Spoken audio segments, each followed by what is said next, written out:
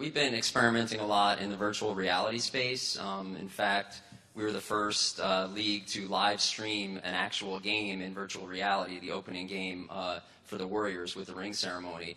And we've actually been experimenting in virtual reality for a couple of years now with various different vendors, and the productions keep getting better and better. So we're really excited about that. I mean, one of our tenets is we want to bring every fan courtside, and from the technology that I've seen, nothing does that the same way virtual reality does. So I guess there's still questions about what the business models are going to be and whether they're going to be able to do something so that it doesn't give you a headache when you have those clunky glasses on. But if you've ever seen it, even if some of the demos they show is just like a ship going through the ocean, just really mundane things, and it's incredible. So if you haven't seen an NBA game in virtual reality, it's something really to behold. So that's something we're definitely keeping a close eye on, and we think holds a lot of promise for the future. That's very cool. William Mao is with MP and Silva. William, you kind of split your year between YouTube and MP and Silva, so feel free to pick from either of your career exploits.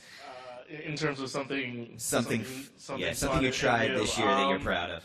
I would say that at least at Silva, the company has traditionally been a broker of linear media rights around the world, and being one of the few individuals that they brought on over the last 18 to 24 months to try to figure out, okay, what can we do beyond our bread and butter business, and really getting to build that from the ground up at the company has been really exciting.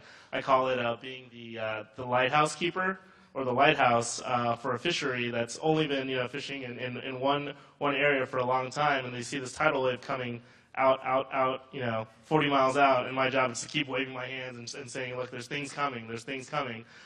We should prepare, and being a lighthouse or a lighthouse keeper has been pretty fun. Cool.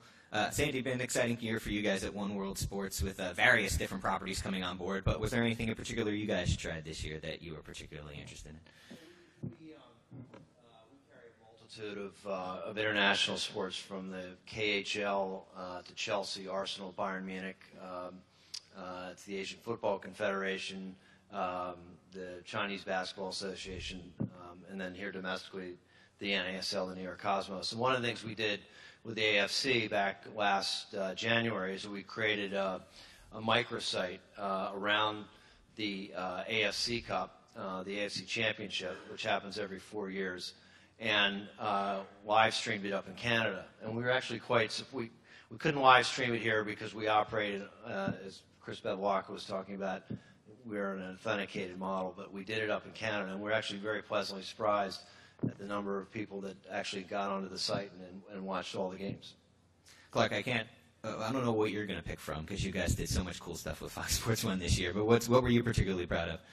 From a Fox Sports Go perspective, I think there were a bunch of things. Around the Women's World Cup, we did a whole bunch of different bonus feeds that supported the linear broadcast as well as the simulcast of the linear broadcast within Fox Sports Go. So there was a lot of that. We continue to add a lot of non-linear events to Fox Sports Go as well. We doubled up what we did with the Big East Digital Network from last year to this year, and we just did a deal with the National Lacrosse League, which is professional indoor lacrosse. I know you'll all be watching. And by the way, I'm impressed that this many people are that close to a cocktail and are in here. So I just thought I'd share that. So I think the big thing for us this year was the bonus feeds, though, because it's something that we saw, we really learned a lot from doing it, and then we've done it, obviously this year, we've done it with the Champions League on each match day. We're offering, a ton of those, 4 per match that we're doing on Fox Sports Go as well as on Fox Soccer to Go. So it's a big growth area for us, and we see a lot of usage on that side. That's great.